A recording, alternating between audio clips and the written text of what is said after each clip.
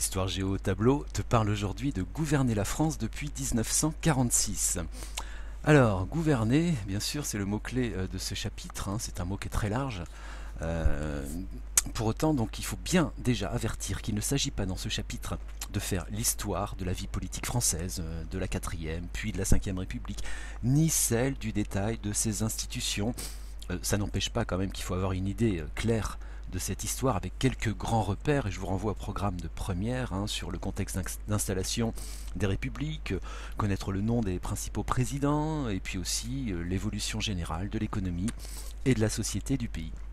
Néanmoins, la notion clé de ce chapitre autour de l'idée de gouverner, c'est la notion d'État. Voilà, et on n'aura cesse tout au long de ce chapitre d'évoquer l'État avec un E majuscule, bien sûr.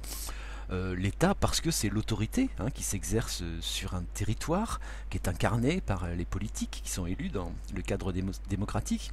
Puis l'État, c'est également l'administration, ce qu'on appelle parfois la bureaucratie, qui est chargée de le faire fonctionner. Voilà. Et dès l'introduction, on pourra insister en particulier sur la place qu'occupe cet État en France, qui est assez original par rapport à des États voisins, puisque l'évolution de l'État après 46, notre chapitre, il s'inscrit dans la continuité d'une histoire qui est très longue et qu'on peut très brièvement rappeler dans l'entrée en matière d'une introduction, comme quoi les premières institutions étatiques en France se mettent en place au cours du XIIIe siècle, et puis que l'histoire nationale se confond ensuite en grande partie avec celle de l'expansion de l'État. En clair, il y a des termes utilisés dans l'histoire de France comme le mot colbertisme, colbertisme, du nom de Colbert, un intendant du roi au XVIIe siècle, qui montre l'action volontaire de l'État dans la politique, l'originalité de la France, et tient aussi au rôle central qui est accordé à l'État depuis la Révolution. Cette place, elle se manifeste par la tradition de la centralisation administrative dans la capitale, à Paris.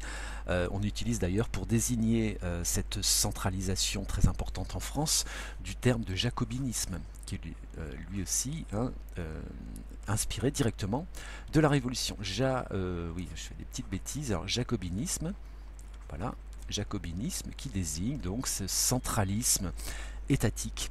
Et puis l'État en France, il a également donné une impulsion décisive à la construction et à la diffusion du sentiment national. En clair, c'est l'État en France qui a fait la nation, alors que dans d'autres pays, il y a d'abord la nation avant que l'État ne se construise, comme en Allemagne ou en Italie par exemple. Et voilà, il construit cette nation, par exemple avec le suffrage universel au XIXe siècle, la politique scolaire, le développement des transports, le service militaire obligatoire par exemple. Voilà, tout ça pour dire en clair que, pour insister sur cette place particulière de l'État en France. Alors, la question qu'on va se poser au cours de ce chapitre concerne bien sûr l'évolution du rôle de l'État, ce qui revient à gouverner. Donc, on peut la formuler ainsi, comment évolue le rôle de l'État, mais on va l'orienter plus spécialement, cette problématique, en mettant en rapport cette évolution avec les transformations majeures qu'a connues la France, son économie, sa société, depuis 1946. Il faudra bien insister dans la problématique sur ces transformations majeures, et en clair, la question qu'on pose, c'est comment est-ce que l'État accompagne, parfois initie même, toutes ces transformations en France depuis 1946. Pour ce qui est du plan, on va bien sûr adopter un plan chronologique dans ce chapitre, un plan autour d'une période charnière. Cette période charnière, ce sont les années 70, 70 et puis début des années 80. Les auteurs sont pas tous d'accord, donc il y a un mouvement qui s'initie dans les années 70 qui va encore se renforcer dans les années suivantes et qui marque véritablement une rupture dans la manière dont l'État gouverne la France depuis 1946. En gros, pour leur dire simplement, avant les années 1970, on va parler d'un État qui est très fort, qui est très présent, qui est très interventionniste, comme on le dit parfois. Et puis, au-delà des années 70, on va parler d'un certain repli de l'État, une forme de désengagement, même si on va également la relativiser. Voilà, donc deux parties dans ce plan. Donc tout de suite, on aborde le grand 1, donc de 1946 jusqu'aux années 70. Vous voyez, l'idée déjà qu'on ne reprenne pas dans le plan les ruptures chronologiques entre 4e et 5e République, par exemple, avec cette date de 1958, montre bien qu'on ne se place pas dans la logique de décrire la vie politique, mais véritablement de comprendre les grandes tendances qui sont à l'œuvre indépendamment des orientations politiques, des républiques et tout, sur la façon dont on gouverne la France, quoi, en clair. Donc, 1946 jusqu'aux années 1970, on va parler d'un État comme d'un acteur majeur sur le plan économique et social. Donc, acteur majeur, rôle central de l'État. Et on va voir tout de suite dans un grand tas ce qu'on va appeler la redéfinition de l'État. On se positionne ici, bien sûr, au sortir de la Seconde Guerre mondiale, en 1946, où il y a de grandes orientations nouvelles qui vont être prises dans les mois qui suivent la fin de la guerre. Mais oui, parce que redéfinition, parce qu'il s'agit de tourner une page, qui est la page de la France de Vichy, et puis également, plus largement, celle de la Troisième République, qui est accusée de faiblesse et puis d'avoir mené la France à la guerre.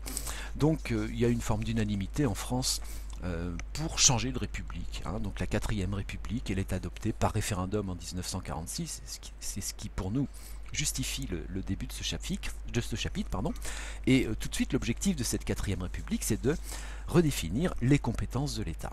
Voilà. Alors ça se traduit de différentes manières. Tout d'abord par, on peut dire, la volonté de renouveler le personnel administratif. Il y a eu une grande partie des fonctionnaires de l'État de Vichy qui ont collaboré, certains vont être écartés, mais dans tous les cas, il y a une interrogation sur la qualité de ce personnel administratif, et pour cela, des décisions sont prises comme la création de nouveaux corps de fonctionnaires et puis de nouveaux services dès 1946. Alors, quelques exemples pour ces nouveaux services, on peut citer l'inspection des impôts.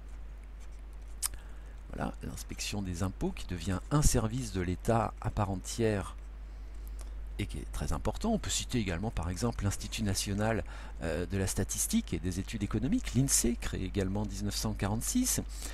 Et puis, pour la volonté de créer de nouveaux corps de fonctionnaires, citer des écoles créées à l'initiative de l'État, et payées par l'État également, comme les instituts d'études politiques, les IEP, et puis également, parmi ces grandes écoles prestigieuses créées par l'État, comment ne pas citer l'école nationale d'administration, créée en 1945 et qui a pour but d'élargir le recrutement des agents de la fonction publique et en particulier former dans ces écoles prestigieuses une haute fonction publique qui rapidement va jouer un rôle majeur dans la reconstruction et la modernisation du pays, tout en assurant aussi la permanence de l'État au-delà de l'instabilité gouvernementale, en particulier dans la Quatrième République.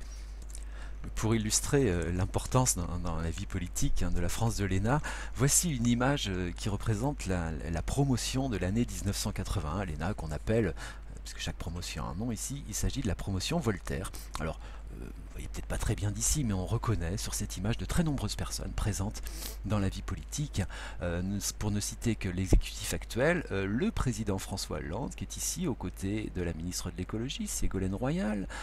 On trouve également ici derrière Michel Sapin, qui est l'actuel ministre du budget, et puis un certain nombre d'autres personnalités politiques de premier plan.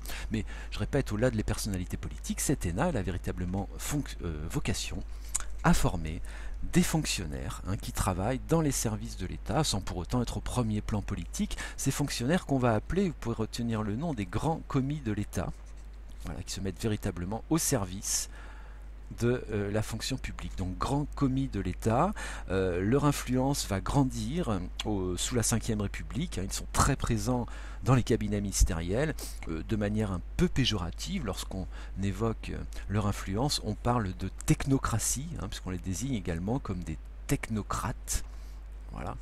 Ils ont le pouvoir en clair du côté technique, plus que politique, du gouvernement de la France.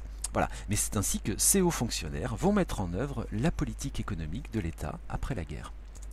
Et la politique de l'État après la guerre, eh bien, ça concerne avant tout le redressement du pays et en particulier sur le plan économique. C'est ainsi qu'on va voir dans le grand B que la politique qui est menée par l'État, on va la qualifier d'un terme que vous connaissez certainement déjà, on va parler d'une politique keynésienne. Voilà, politique keynésienne pour la France d'après 1946. Donc, je rappelle très brièvement ce terme qui signifie donc une intervention, une influence très forte de l'État dans le domaine économique. Et c'est vrai qu'il y a une unanimité sur la nécessité de confier à l'État le redressement économique du pays après la guerre, que son intervention dans l'économie, dans les politiques monétaires est indispensable pour soutenir la croissance. Et c'est ce qu'on appelle donc l'interventionnisme, se traduit par de nombreuses nationalisations juste après la guerre, des banques, des transports, le secteur de l'énergie également, et puis l'automobile. L'entreprise Renault, dont voici une image en 1946, est nationalisée par l'État. L'État est le seul et unique actionnaire de cette entreprise. Vous voyez sur cette affiche, en arrière-plan, on voit toutes les usines, des cheminées de Renault qui fument, et ce drapeau bleu, blanc, rouge de l'automobile de France plus que jamais. Renault qui a été nationalisé pour des raisons économiques, puis c'est également une manière de sanctionner l'entreprise qui est accusée de collaboration avec l'Allemagne pendant la guerre. Voilà, donc de grandes vagues de nationalisation, et puis dans les années 1960, la formation de grands groupes industriels qui sont contrôlés par l'État. À titre d'exemple, on peut prendre le groupe pétrolier Elf, qui est dans le giron de l'État. L'État va également lancer de grands programmes industriels dans le nucléaire par exemple, dans l'aérospatial, dans l'informatique. Bref, l'État devient véritablement un acteur économique majeur. Vous pouvez noter par exemple qu'en 1967, à lui seul, l'État assure en France plus de la moitié de l'investissement. Voilà, plus de la moitié donc de l'investissement en 1967. Autre exemple pour illustrer cette implication de l'État, dès 1946 va être créé en France ce qu'on appelle le Commissariat général du plan. Donc, commissariat qui n'a rien à voir avec la police, commissariat donc général du plan, PLAN, voilà, qui a pour objectif d'orienter la politique économique du pays, d'impulser les grands travaux d'aménagement du territoire. Par exemple, ce commissariat est très actif dans la construction des autoroutes, des aéroports, l'aéroport d'Orly par exemple, qui est impulsé par l'État en 1961, et puis une dizaine d'années plus tard sera l'aéroport de Roissy. Voilà, donc autant d'exemples qui montrent la volonté de l'État de s'investir, mais pour autant les missions qui sont assignées à l'État au lendemain de la guerre, et jusqu'aux années 60, ne se limitent pas à lui donner une vocation d'entrepreneur, puisque l'État est également un État protecteur. C'est ce qu'on va voir dans le grand C, donc la dimension sociale de l'intervention de l'État, et on va appeler ça là aussi d'un terme que vous connaissez très certainement, c'est-à-dire l'État-providence. C'est l'État-providence. Cette vocation sociale de l'État, elle est inspirée directement par le programme du Conseil national de la résistance, qui est rédigé alors que la guerre n'est pas encore terminée, et qui va donc se retrouver inscrit dans la Constitution de la 4ème République en 1946. Je vous cite un tout petit extrait pour bien saisir quelles seront donc à l'avenir les responsabilités sociales de l'État. La nation assure à l'individu et à la famille les conditions nécessaires à leur développement. Elle garantit à tous, notamment à l'enfant, à la mère et aux vieux travailleurs, la protection de la santé, la sécurité matérielle, le repos et les loisirs. Voilà, vous voyez une grande ambition sociale qui est confiée à l'État. C'est ainsi, par exemple, et ce sont des illustrations de cet État-providence qu'est créé en 1946 la sécurité sociale, voilà, pour assurer toutes les prestations santé ou retraite, par exemple, auprès des travailleurs. Autre exemple, donc ça c'est pour 1946, on peut citer une loi qui est votée en 1947 sur les HLM, les habitats à loyer modéré, à une époque où il y a une crise du logement importante, et où l'État va rendre la propriété ou même la location accessible à un plus grand nombre grâce à ces lois. Donc tout ça, ça illustre ce rôle social de l'État qui devient donc le garant de la cohésion de la société pour une juste redistribution des richesses auprès de la population. Et puis, les compétences de l'État vont encore s'élargir dans les années suivantes. On peut citer par exemple l'enseignement, qui va devenir une priorité, en particulier sous la Ve République. Par exemple, donc en 1959, l'école devient obligatoire jusqu'à 16 ans. Voilà, c'était 14 ans préalablement. Vont être créés, à peu près en même temps, c'est en 1958, les centres hospitalier universitaire, donc avec une vocation de soins mais également d'enseignement. Et puis, autre exemple bien révélateur des compétences de l'État qui s'élargissent, la diffusion de la culture, je viens de le lire, je parlais des loisirs dans cette constitution de 46, donc la diffusion de la culture devient aussi une des missions de l'État. Et c'est ainsi donc en 1959, pour la première fois, est créé en France un ministère qu'on appelle à l'époque le ministère des Affaires culturelles. Aujourd'hui on parle de ministère de la Culture, donc ministère des Affaires culturelles, créé donc sous la présidence du général de Gaulle. Le premier ministre donc, de ce ministère est l'écrivain français bien connu André Malraux, qui est compagnon de la Libération, compagnon du général de Gaulle pendant la Seconde Guerre mondiale. Voici une illustration d'André Malraux qui se trouve ici au Havre en 1961. Il y est pour l'inauguration de la première maison de la culture. Maisons de la culture qui sont des espaces, comme leur nom l'indique, donc dédiés à la diffusion de la culture auprès du plus grand nombre et qui vont se multiplier dans les années 60 dans différentes villes de France. Et donc 1961, je disais, dans la ville du Havre, il s'agit de la première créée qui s'appelle Le Signal. Voilà, avec une architecture futuriste très originale qui est en arrière-plan de l'image que vous voyez là. Voilà, donc ça c'est également, vous voyez, bien révélateur des missions de l'État qui s'élargissent, en particulier dans le domaine social. Et c'est vrai que la société connaît de très nombreuses transformations durant ces 30 glorieuses qui sont accompagnées par l'État. Au-delà de la culture, la société des loisirs, par exemple, elle est liée bien sûr à la croissance, à l'enrichissement du pays, mais aussi aux mesures qui sont prises par l'État pour promouvoir les loisirs, comme par exemple l'augmentation de la durée des congés payés. En 1936, vous en souvenez, le Front populaire va accorder 2 semaines de congés payés. Bon, là, on est un petit peu hors sujet, mais vous pouvez noter que donc, pendant la période de la 4ème République, en 1956, on va passer à 3 semaines de congés payés. Et que peu de temps plus tard, en 1971, une 4e semaine de congés payés va être accordée aux salariés. Notez aussi à titre d'exemple de la promotion de cette société des loisirs, l'aménagement touristique de la côte Languedoc-Roussillon, qui est un aménagement de très grande envergure, qui va être planifié et organisé par l'État. Voilà, donc on vient d'évoquer à l'instant les nombreuses transformations durant les 30 glorieuses. Ces mutations économiques et sociales sont à l'œuvre dans le pays. Elles le sont également ailleurs en Europe et dans le monde entier. Et d'ailleurs, ce sont ces mutations qui vont remettre en cause l'action de l'État dans le courant des années 1970-1980. Et cela nous amène donc à évoquer dans le deuxième point, depuis donc les années 70, voilà, depuis les années 70, ce qu'on va qualifier ici de l'érosion du pouvoir de l'État. Voilà, l'érosion du pouvoir de l'État, ou comment l'État donc va se distancier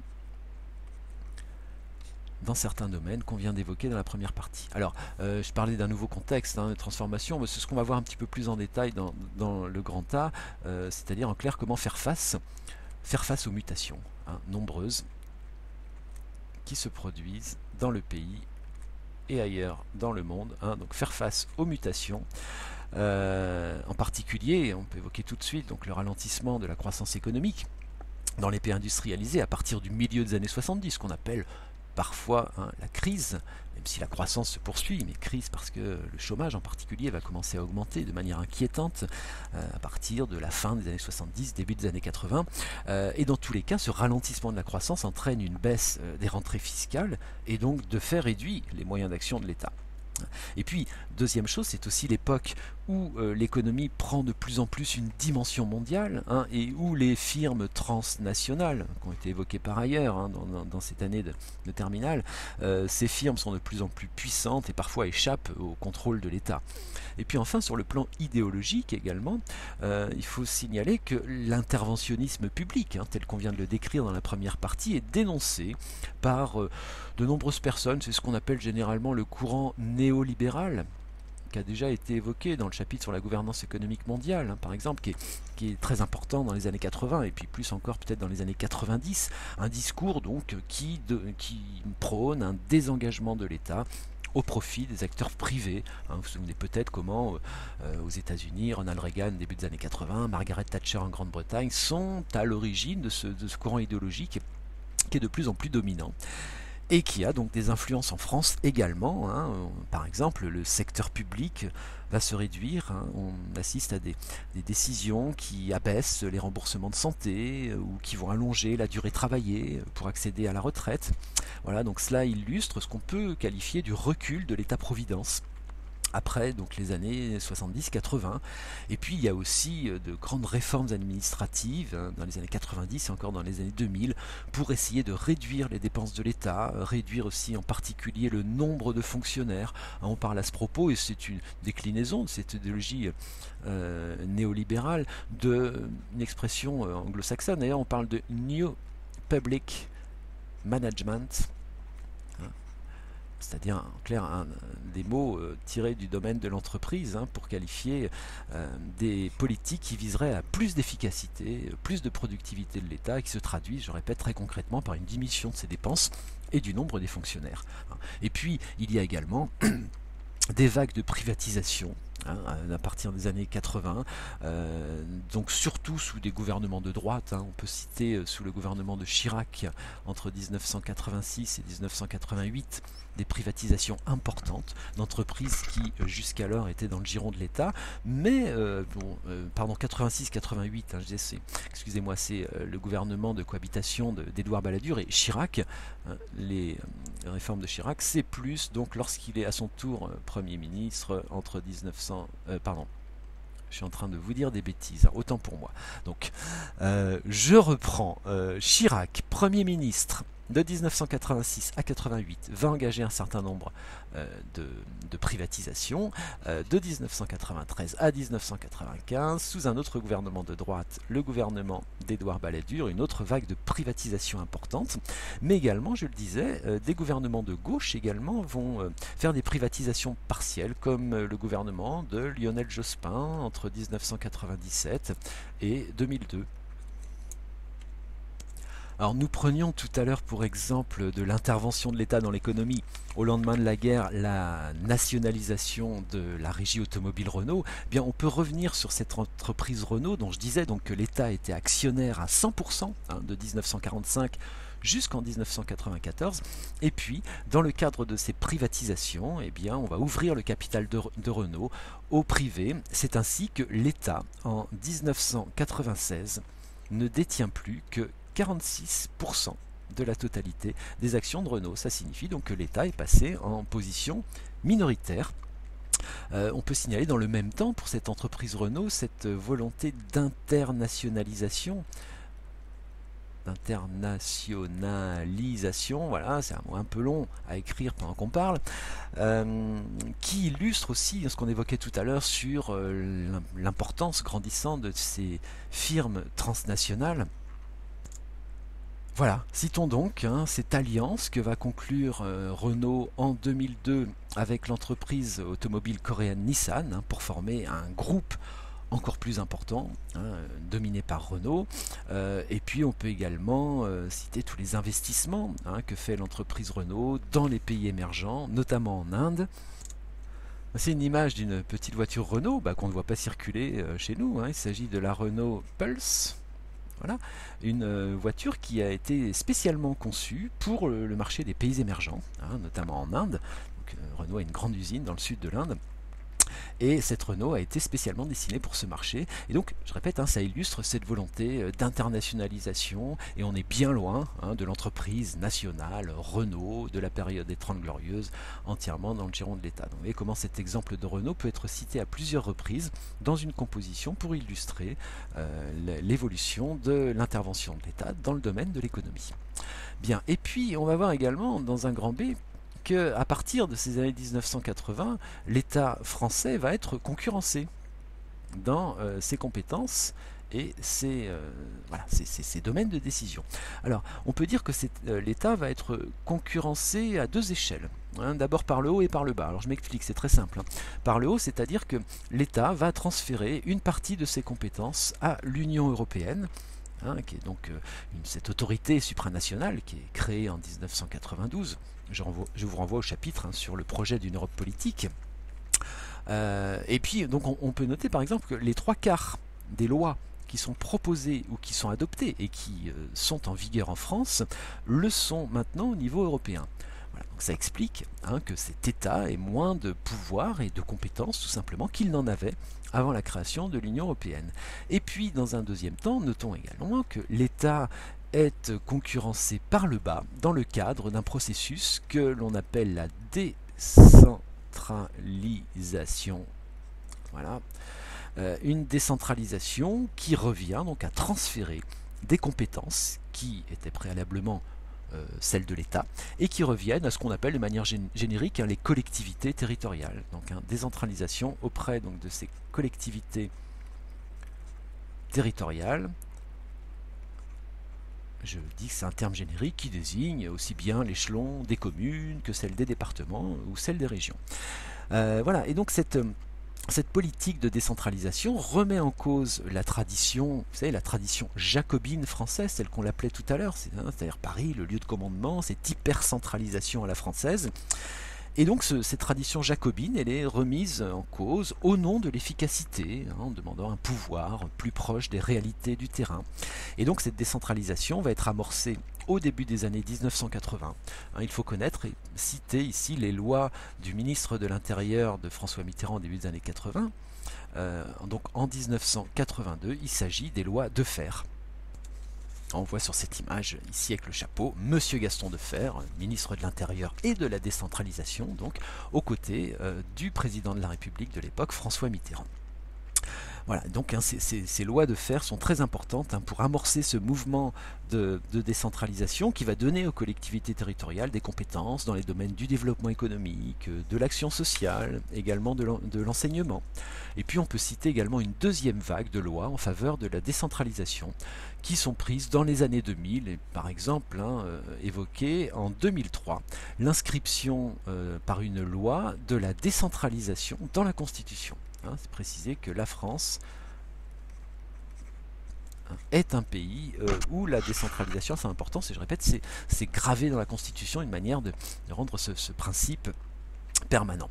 Voilà, donc vous voyez, vous comprenez mieux maintenant pourquoi je disais tout à l'heure par le haut, par le bas, hein, puisque l'État transfère une partie de ses pouvoirs à l'Union européenne, une autre partie aux régions, aux départements, aux communes, et bah, de fait, ça va affaiblir sa position et ça participe hein, de ce discours qu'on entend, hein, que je reprenne en introduction, sur cette érosion de l'État, ce recul par rapport à la période des années 30 glorieuses. Néanmoins, et dans le grand C, donc la dernière sous-partie de ce chapitre, eh bien on va noter quand même que ce recul que l'on vient d'évoquer dans le grand A et dans le grand B, il faut le relativiser.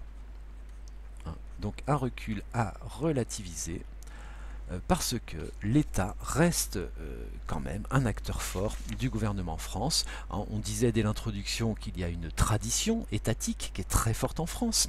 Tous les grands partis politiques, de droite ou de gauche, s'accordent sur ce point, que certes la gauche est plus favorable d'une manière générale à l'interventionnisme, mais ça ne va pas l'empêcher par moment d'adopter des politiques de rigueur, de réduire les déficits publics, et puis la droite de son côté, qui est à l'origine souvent des grandes politiques de déréglementation, on citait les privatisations tout à l'heure de Chirac ou de Balladur, eh bien elle reste dans son ensemble attachée à cette tradition dans laquelle l'État est un acteur important, y compris dans l'économie.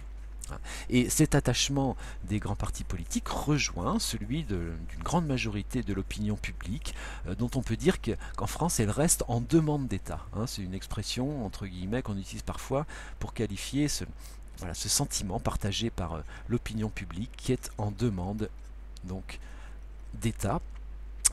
Par exemple, hein, lors du référendum en 2005 sur le projet de constitution européenne, le non qui l'a largement emporté à 55% exprimait en particulier non seulement le rejet de l'Union européenne, mais l'attachement à ce que de nombreuses prérogatives restent entre les mains de l'État. Donc on peut dire véritablement que le poids de l'État reste considérable en France. En voici un exemple supplémentaire pour l'illustrer. Voici un graphique qui précise le montant des prélèvements obligatoires en France, donc des cotisations sociales et puis des taxes et des impôts divers. Alors, c'est pas le montant exactement, c'est la proportion de ces prélèvements par rapport à la richesse produite, donc en pourcentage du PIB. Alors, c'est un graphique qui s'étend sur une centaine d'années, depuis le début du XXe siècle. Il commence ici en 1910 jusqu'en 2010, donc la période qui nous intéresse, nous, ça commence essentiellement à partir de là. Et on voit que le prélèvement obligatoire au lendemain de la guerre, jusque dans les années 50-60, vous voyez ici, représente environ 30% du PIB de la France. Et vous pouvez observer comme moi cette augmentation régulière de ces prélèvements depuis les années 1970 jusqu'à aujourd'hui. Vous voyez qu'il y a un petit creux là qui correspond à la baisse des rentrées fiscales liées à la crise mondiale de 2008, mais néanmoins, globalement, on voit qu'en 2013, et puis on est toujours à peu près autant de taux, on est à plus de 45% du PIB qui est constitué de prélèvements obligatoires. Donc voilà, ça signifie très clairement que l'État augmente ses prélèvements pour agir, pour gouverner tout simplement. Et c'est vrai que autant on a noté un recul dans le domaine économique, même dans le domaine social de l'État, mais il n'empêche qu'il y a de nouveaux enjeux qui fait que dans certains domaines, l'État va avoir une action plus importante. Par exemple, la reconnaissance de risques nouveaux, fait que ce périmètre d'action de l'État reconfiguré dans le domaine de la protection de l'environnement, par exemple. Ça, c'est quelque chose qu'on peut citer. Voilà, donc dans l'environnement, ministère de l'Environnement, qui existe depuis peu, dans le domaine de la santé publique également, où on demande à l'État d'être le garant de la qualité des produits, médicaments ou des aliments qui sont mis sur le marché, puis dans le domaine de l'exclusion sociale aussi, dans une période de chômage où la demande vis-à-vis de l'État reste importante. Et donc on peut à ce titre prendre ces exemples pour relativiser finalement la perte d'influence de l'État que l'on note d'une manière générale depuis ces années 1970-80. Voilà, alors donc en conclusion, on retiendra donc les deux grandes périodes qu'on vient d'évoquer ci-dessus, avec cette césure majeure. Le temps de l'État entrepreneur d'abord, régulateur, protecteur, et puis celui, vous voyez, alors je parlais d'érosion de l'État, on va parler donc d'une recomposition, pour essayer de nuancer un peu ce qu'on a dit à la fin de ce grand 2. Et puis on peut souligner aussi en conclusion que ce que certains appellent d'ailleurs le tournant libéral de l'État autour de ces années 1980, on parlait tout à l'heure du néolibéralisme, que ce tournant libéral il ne signifie pas forcément un affaiblissement de l'État, c'est-à-dire que sa légitimité n'est pas remise en cause, mais qu'elle est plutôt redéfinie. Et à ce titre, la manière dont la France est gouvernée est le reflet des grandes transformations économiques, sociales qui sont à l'œuvre depuis quelques décennies.